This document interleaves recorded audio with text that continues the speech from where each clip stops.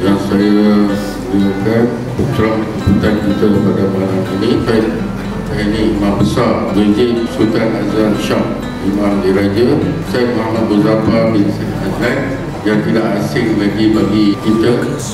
Assalamualaikum warahmatullahi wabarakatuh. Alhamdulillahirabbil alamin. Wassalatu wassalamu ala asyrafil anbiya'i wal mursalin sayyidina Muhammadin wa ala alihi wa ashabihi ajma'in. Subhanaka la ilma lana illa ma 'allamtana innaka antal alimul hakim. Qala rabbi shrah li sadri wa yassir li amri wahlul 'uqdatam min lisani yafqahu qawli. Allahumma 'allimna ma yanfa'una wanfa'na bima 'allamtana. Nanti saya cerita sikit kisah Taif dalam sirah. Menangis mengakui kehebatan Nabi ini, tak sanggup tengok Nabi ini seksa.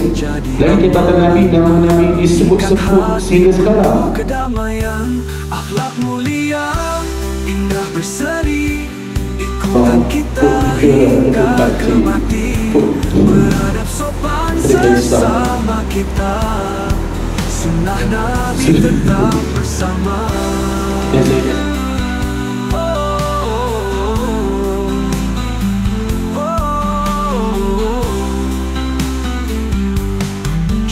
Baginda tiada tandingan, lemah lembut tutur ucapan, hormat menghormati jadi amalan, mengikat hati penuh kedamaian, akhlak mulia, indah berseri, ikutan kita hingga ke mati, beradab sopan. Assalamualaikum warahmatullahi wabarakatuh. Alhamdulillah, syukur kepada Allah Ta'ala.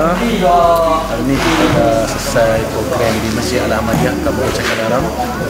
Saya setelah sekian lama tak ramah dekat masjid ni, masjid yang baru lah, masjid yang cantik.